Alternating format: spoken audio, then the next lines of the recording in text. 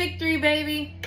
Series win check. I don't know what you've done with the 2025 version of the Atlanta Braves. Maybe we're morphing back into previous years, which would be welcome. Or maybe it's just because we dominate in Busch Stadium. Either way, I'm not complaining. What a gutsy, wild victory. Back-to-back one-run victories. Clutch bullpenning. Clutch two-out hitting. Nacho was extra cheesy today.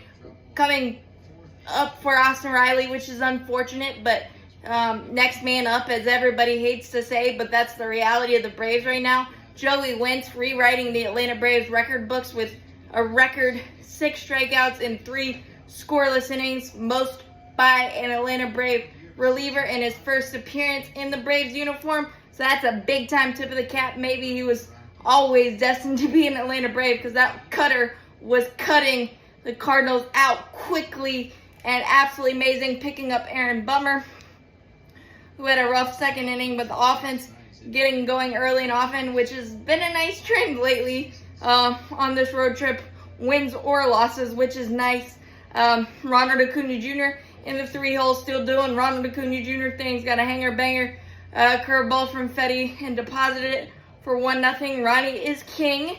And then in the second, we got big fly from the Big Bear. Got a meatball cutter and absolutely tore the stitches off that thing. 432 happy feet to make it 2-0.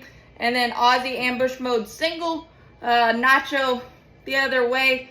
Beautifully executed hit and run. And productive RBI ground out from Money Mike.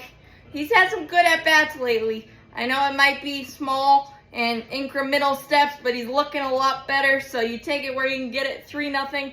And then unfortunately, Aaron Bummer ran into some trouble. Pozo was the biggest villain for the Cardinals today. Smoked a double. Vladimir Guerrero Sr.-ish. It was about to bounce in the dirt, but he was able to lace it for a leadoff double. After a ground out, he gave up a meatball. First pitch, get me over, 2-seamer, lefty against Nolan Gorman. Or Brendan Donovan. I get those two mixed up all the time.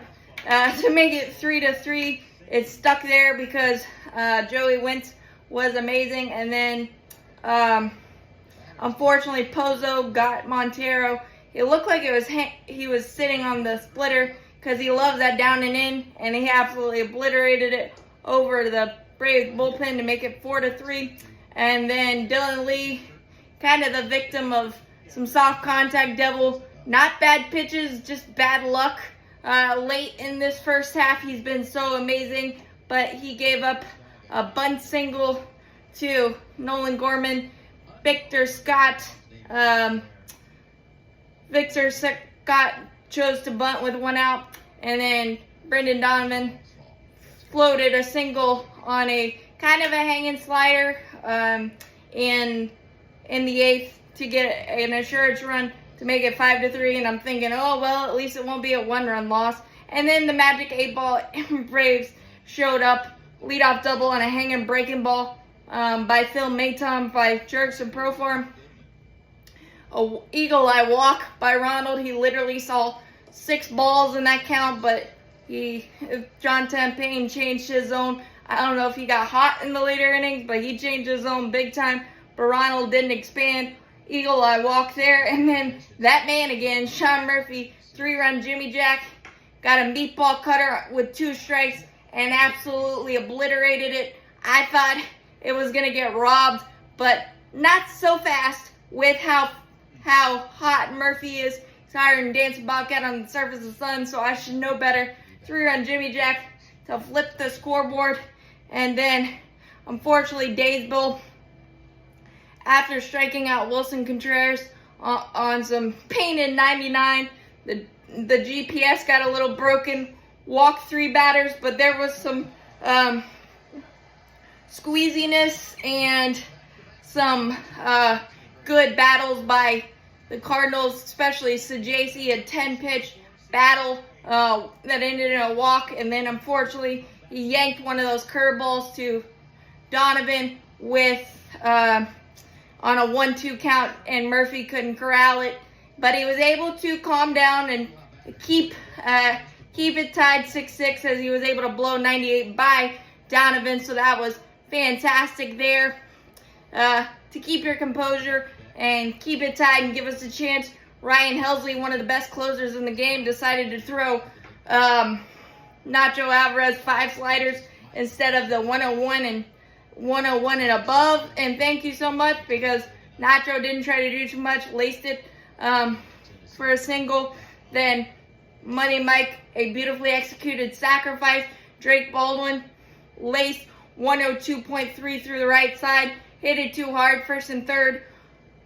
1 out, and Jurickson Profar, falling behind 2 strikes, didn't try to do too much, was able to put 103 in play, perfectly placed RBI ground out, 7-6. Raisel Iglesias, 1-2-3, easy breezy, with a fantastic play on a slow roller by Mason Wynn to end the ball game to Luke Williams. Really nice play. Nacho made a couple really good defensive plays. He also almost Chipper Jones / Austin Riley, Nolan Gorman's bunt attempts in the 7th as well. So he was really cheesy today. Absolutely incredible. So much good stuff. And a series win going into the All-Star break. I don't care where the Braves sit right now. That's got to feel good for the boys. Gotta love it. As always, go Braves, champions forever. Peace up, A-Town down.